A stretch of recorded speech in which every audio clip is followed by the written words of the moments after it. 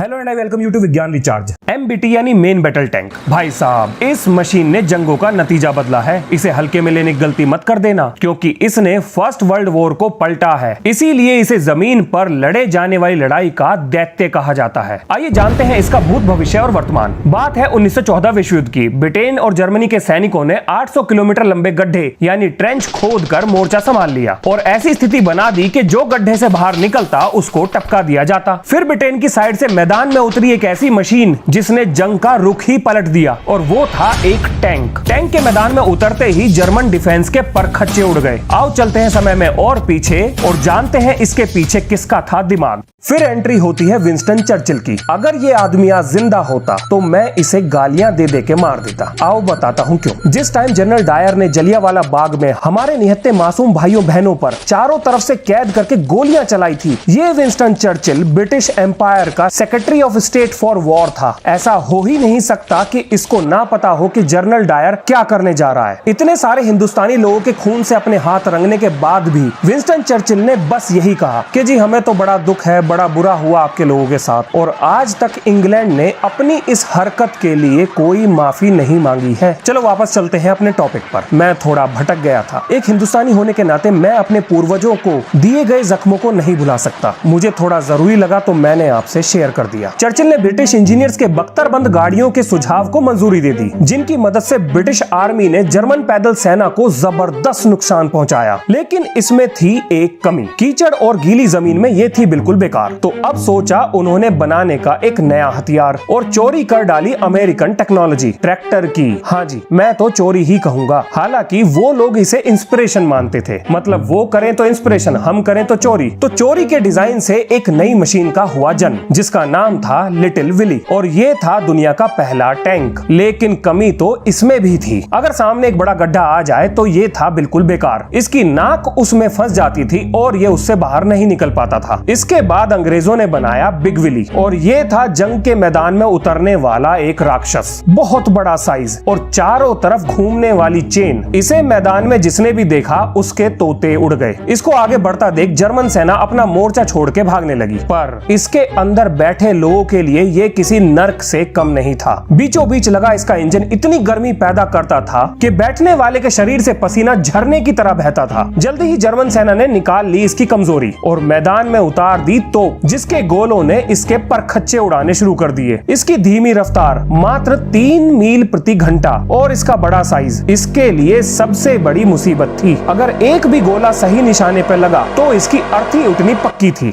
Big Willie की अर्थी को कंधा देने के 20 साल बाद दिन बदले रातें बदली, बदल गया जंग का माहौल और जर्मनी के हाथ लग गया एक हथियार अनमोल। समय था वर्ल्ड वॉर 2 का। हिटलर के पैंजर टैंक ने जंग के मैदान में कदम रख दिया था। बिग विली से आइडिया लेकर जर्मन सेना ने एक ऐसा टैंक बनाया जिसकी रफ्तार पहले से बेहतर और निशाना अचूक था। लगभग पूरे यूरोप को रौंदने के बाद हैंस गुदेरियन का ब्रेन चाइल्ड पैंजर टैंक एक और मिशन के लिए तैयार था। क्या मशीन थी वो। किसी एक मशीन का इतनी बड़ी जंग पर इतना जबरदस्त प्रभाव बड़ी मुश्किल से देखने को मिलता है। फिर मिला मैदान में शेर को सवा शेर। अचानक से एंट्री होती है एक नए टैंक की, जिसने जर्मन पैंजर का मार मार के भरता बना दिया, और ये था यूएसआर का T-34। और मजे की बात ये थी कि इसके पीछे था एक अमेरिकी दिमाग, लेकिन टैंक बना था रशिया में। John Walter Christie. इतिहास में पहली बार अमेरिका ने किसी हथियार को जाने दिया जिसने आगे चल के जंगों का रुख ही बदल डाला। जॉन वॉल्टर क्रिस्टी, भाई साहब, बंदा एक रेस का ड्राइवर था, एक मैकेनिकल इंजीनियर था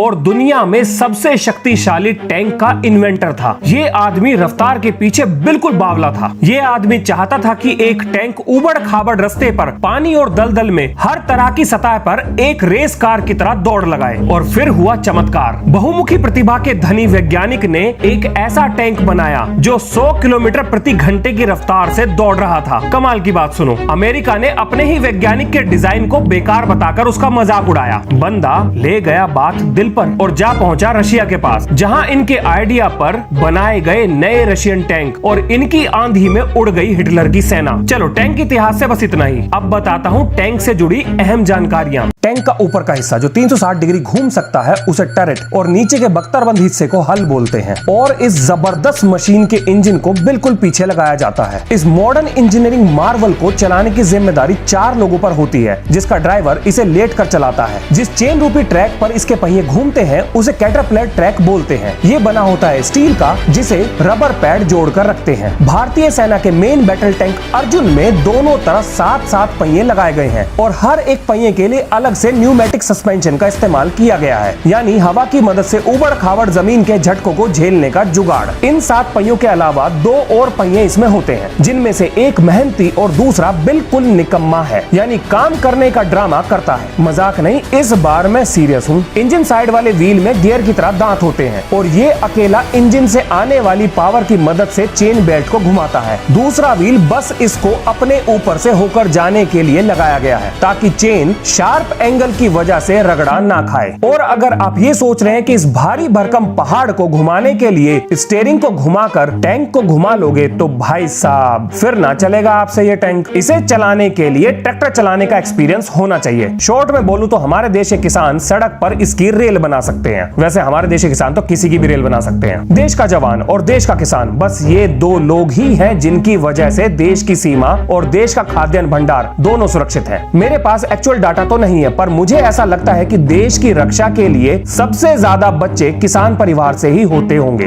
गर्व है हमें अपने देश के अन्नदाताओं पर। टैंक से स्टॉपी और व्हीली तो नहीं लगेगा, लेकिन ड्रिफ्ट करना मैं जरूर बताऊंगा। इस मशीन को शार्प एंगल पर मोड़ने के लिए इसके एक ट्रैक की रफ्तार को धीमा किया जाता है, बिल्कुल ट्रैक्टर की तरह, जिसकी वजह से यह आसानी से मुड़ जाता है। और इसी कारण की वजह से इसमें बहुत सारी टूट फूट भी होती है, तो इसकी रिपेयर का पूरा जुगाड़ इसके अंदर भर कर रखा जाता है। इसके इंजन को इस तरह से डिजाइन किया गया है कि उसमें खराबी आने पर पूरा का पूरा इंजन बाहर आसानी से निकाला जा सके, यानी इंजन को रिपेयर करने के लिए पूरे टैंक को उधेड़ने की जरूरत नहीं पड़ती। हमारे देश के अर्जुन टैंक में MTU 838 KA501 turbocharge 10 cylinder liquid cooled diesel engine लगाया गया है। बाप रे, इतना लंबा नाम। सीधे सीधे बोल देते इंजन का बाप है। ये इंजन 2400 RPM पे 1400 हॉर्स पावर की पावर और 70 किलोमीटर की टॉप स्पीड में इस इंजीनियरिंग मार्वल को दौड़ा सकता है। टैंक के अंदर क्रू मेंबर्स क्या क्या काम करते हैं? I mean, obviously वहाँ 3 पति तो नहीं खेलते होंगे, या खेलते हैं? अरे नहीं, मजाक कर रहा हूँ। एक टैंक के अंदर 4 मेंबर होते हैं, कमांडर, ड्राइवर, गनर और लोडर। टैंक की सेफ्टी मिशन की कामयाबी से जुड़े सभी अहम फैसले कमांडर के द्वारा ही लिए जाते हैं, जो मैदान में हो रही हलचल पर पेरिस्कोप की मदद से नजर रखता है। इस जबरदस्त मशीन में 6 पेरिस्कोप लगाए जाते हैं, जिसमें से एक 360 डिग्री में घूमकर चारों तरफ नजर रखता है। इसके अलावा इसमें इस्तेमाल होने वाला थर्मल इमेजिंग कैमरा और रात में देखने के लिए नाइट विजन इक्विपमेंट इसे हर तरह के मौसम और परिस्थितियों में बेजोड़ बेमिसाल मशीन बनाते हैं। अर्जुन टैंक पर लगी 120 mm की गन 1 मिनट में 6 से 8 राउंड फायर कर सकती है, जो हर तरह की जमीन से पैदा होने वाले झटकों पर भी अपने टारगेट से नहीं हटेगी। चलो एक मजे की बात सुनो। टैंक पर लगी हुई गन की स्टेबिलिटी चेक करने के लिए बियर मग टेस्ट किया जाता है, जिसमें एक मग के अंदर बियर भर के उसे टैंक की बैरल पर रखकर टैंक को फुल स्पीड और उबड़ खाबड़ रास्ते पे दौड़ाया जाता है। अगर मग से बियर नहीं गिरी तो इसका मतलब टैंक का स्टेबिलिटी सिस्टम बिल्कुल परफेक्टली काम कर रहा है, और अगर गिर गई तो उसके स्टेबलाइजेशन सिस्टम पर काम करके उसे ठीक किया जाता है। पर मुझे एक बात समझ में नहीं आई, बैरल पर रखे मग में पानी भी तो भर सकते थे, फिर बियर भरने की क्या जरूरत थी? चलो जाने दो, वड्डे लोग वड्डी बातें। हर किसी को टैंक थोड़ी मिलता है चलाने को। इसके अलावा छोटे टारगेट्स के लिए मशीन गन और हवा में उड़ते हुए टारगेट के लिए एंटी एयरक्राफ्ट गन भी टैंक पर लगाई जाती है। इसमें लगे हुए सेंसर्स इसके सामने आने वाली लैंड माइंस को दांतों की मदद से उखाड़ कर बाहर फेंक देते हैं। अर्जुन टैंक भी सोचता होगा, ना लगा लो बेटा, लगा लो लैंड माइन। अर्जुन टैंक पर इस्तेमाल किया गया पेंट इसके ज्यादातर इंफ्रारेड सिग्नेचर्स को ब्लॉक कर देता है, मतलब दुश्मन के हीट सेंसिंग हथियार इसका कुछ नहीं बिगाड़ पाएंगे। टैंक की बॉडी को डायरेक्ट हिट से बचाने के लिए इसकी बॉडी को एंगल पर डिजाइन किया जाता है, ताकि इस पर टकराने वाले गोले छिटक कर अपना रास्ता बदल दे। मान लो किसी टैंक पर रॉकेट या मिसाइल से हमला कर दिया जाए तो उनसे बचने के जुगाड़ भी टैंक पर लगाए जाते हैं। ये जो आप बॉक्स जैसी चीज देख रहे हो, इसमें 2 स्टील की प्लेट के बीच में एक्सप्लोजिव भर के रखा जाता है। जैसे ही कोई रॉकेट टैंक के करीब पहुंचता है तो ये डेटोनेट होकर उसके परखच्चे उड़ा देता है। टैंक में एक ऑटोमेटिक रेडार सिस्टम भी लगाया जाता है। मान लो टैंक की तरफ कोई मिसाइल या रॉकेट बहुत तेजी से बढ़ रहा है तो रेडार उसे डिटेक्ट करके एक काउंटर चार्ज को फायर कर देता है, जो सामने से आती हुई मिसाइल या रॉकेट के पास पहुंचकर बहुत तेज धमाका करके उसे अपने साथ उड़ा देता है। भारतीय सेना में इस्तेमाल होने वाले वाले अर्जुन टैंक पर लगे फ्यूल टैंक में 1610 लीटर डीजल फ्यूल भरा जाता है, जो इसे बिना रिफ्यूलिंग के 450 किलोमीटर की रेंज देता है। यानी 1 लीटर में मात्र 280 मीटर की लंबाई ये तय कर सकता है। अरे कोई ना, ऐसी मशीन पे 1-2 तेल के कुएं तो हमारे देश की सरकार यूं ही कुर्बान कर देगी, बस ये दुश्मन के दांत तोड़ता रहे। अब बात करते हैं टैंक में इस्तेमाल होने वाले गोलों की, यानी शेल्स की। इन्हें अलग से एक एम्यूनेशन चैम्बर में स्टोर करके रखा जाता है, ताकि गलती से अगर कोई दुर्घटना हो जाए और इनमें से कोई शेल फट जाए तो उसके चारों तरफ लगा हुआ प्रोटेक्शन